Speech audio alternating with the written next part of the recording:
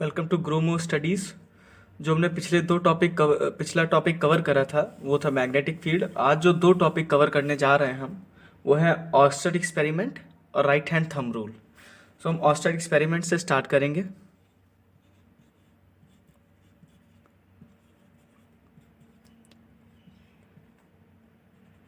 ये एक्सपेरिमेंट कुछ नहीं है, बस ये बताता है कि अगर किसी सर्किट में करंट फ्लो हो रहा है तो वो अपने आसपास एक मैग्नेटिक फील्ड डेवलप करेगी। ऑर्स्टेड ने सिर्फ इतना ही दिखा के बता दिया था। तो हम कंसीडर करेंगे एक सर्किट है, एक कंडक्टर है ए बी, उसके पास में हमने एक मैग्नेटिक नीडल रखी हुई है। आई होप आप लोगों को मैग्नेटिक नीडल पता होगा। इसके अक्रॉस हमने एक बैटरी लगा दी।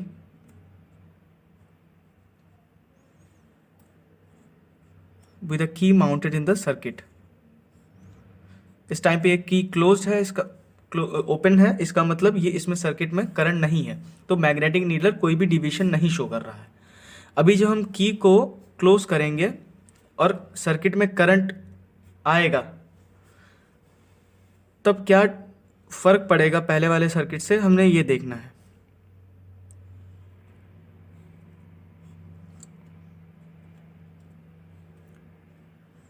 अभी ये की क्लोज्ड है, इसका मतलब सर्किट में करंट फ्लो हो रहा है।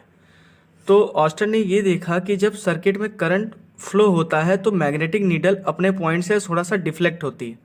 अभी एक मैग्नेट कब हल्का सा मूव करेगा, मतलब डिफ्लेक्ट होगा, कैसे कुछ भी होगा, जब या वो दूसरे मैग्नेटिक फील्ड से अट्रैक्ट हो रहा हो या फिर डिफ्लेक्ट हो रहा हो, रिपेल हो रहा हो। तो अगर ये डिफ्लेक्ट हो रहा है अपने पॉइंट से, इसका मतलब ये जो वायर है, कंडक्टर है, इसमें जब करंट फ्लो हो रहा है तो ये अपने आसपास एक मैग्नेटिक फील्ड डेवलप कर रहा है। तभी तो ये डिफ्लेक्ट हो रहा है, क्योंकि इस पर एक फोर्स लग रहा है अदर मैग्नेटिक फील्ड की वजह से। तो ऑस्टेड ने सिर्फ दो पॉइंट्स बोले। पहला था the magnetic needle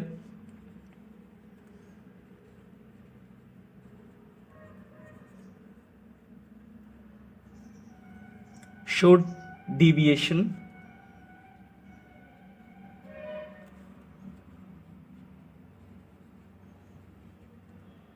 when the electric current flows in the conductor AB. When the electric current flows in the conductor A B. जो दूसरा पॉइंट उन्होंने कहा, मतलब इसके कंक्लूड किया from his experiment,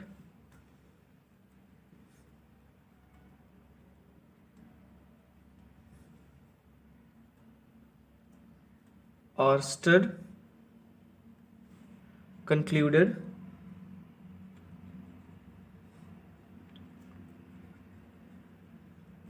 that when electric current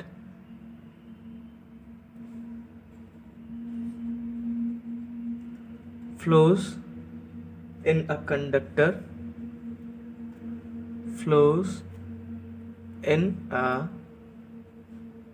conductor, then a magnetic field is developed around it.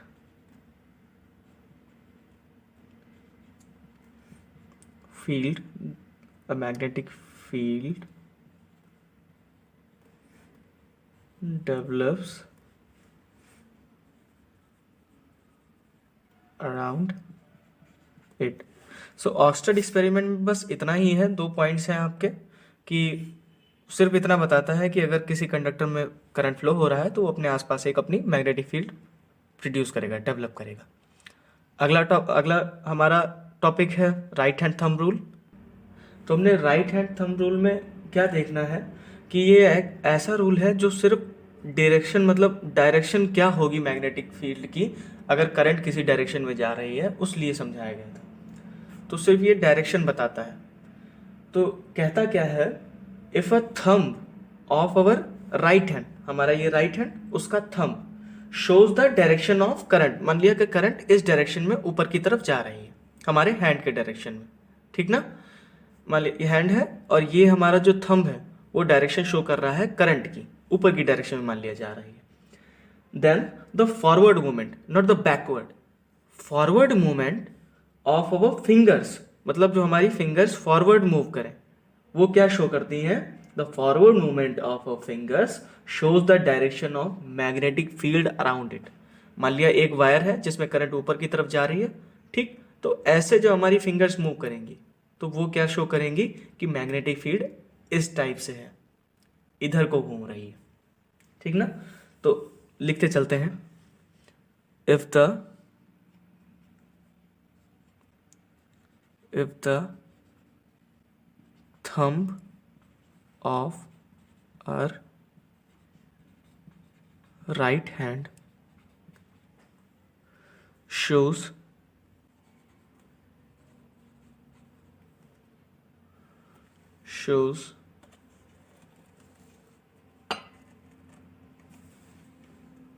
direction of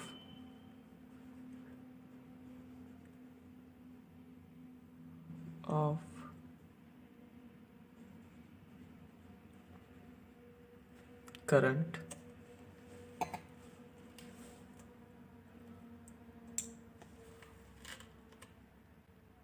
in a conductor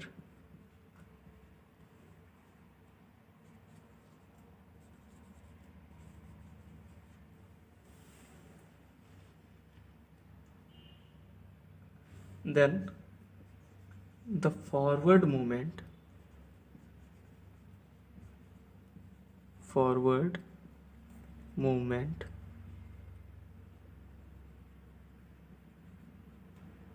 of fingers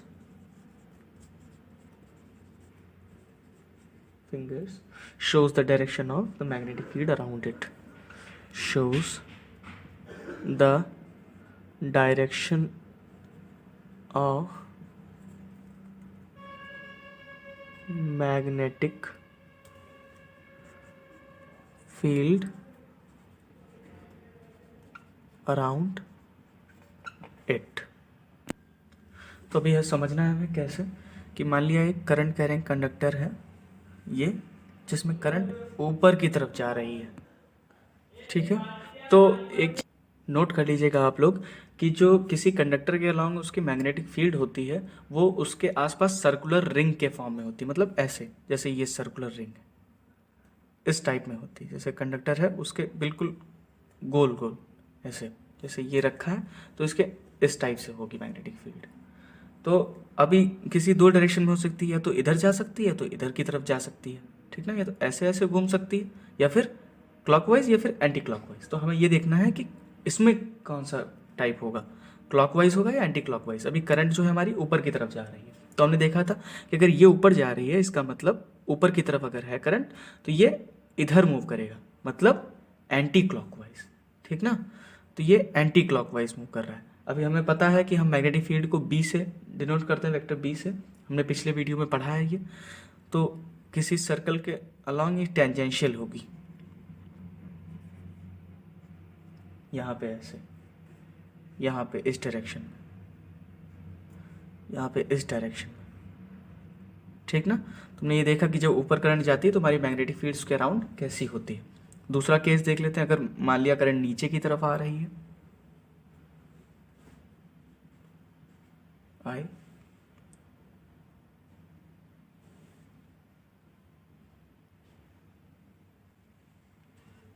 तो अभी देखो ये नीचे की तरफ है, इसका मतलब ये इधर जाएगा। अगर उसमें एंटी क्लॉकवाइज था तो इसमें कैसे घूमेगा, क्लॉकवाइज। तो इसमें जो मैग्नेटिक फील्ड होगी वो ऐसे होगी, क्लॉकवाइज चलेगी। बस इतना है राइट हैंड थंब रूल में, ये हमें डायरेक्शन बताता है कि किस डायरेक्शन में हमारी मैग्नेटिक फील्ड होगी। फिर से एक बार बता रहा हूँ, अगर ऊपर की तरफ है तो ऐसे फिंगर मूव करेंगे, अगर नीचे की तरफ है तो ये देखो क्लॉकवाइज घूम रही है फिंगर्स, ऊपर की तरफ करंट जा रही है तो एंटी क्लॉकवाइज घूम रही है फिंगर्स। एक नोट ज़रूर लिख लीजिएगा, यह इंपॉर्टेंट है।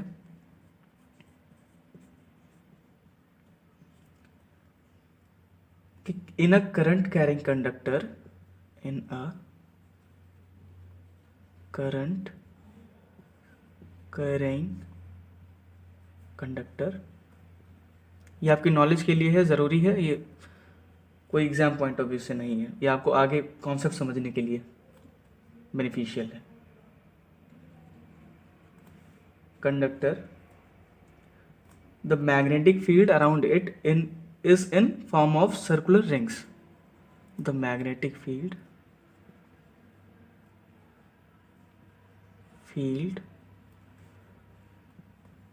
around it is in the form of circular rings. ठीक, थैंक यू। तो अगले वीडियो में नए टॉपिक के साथ मिलते हैं।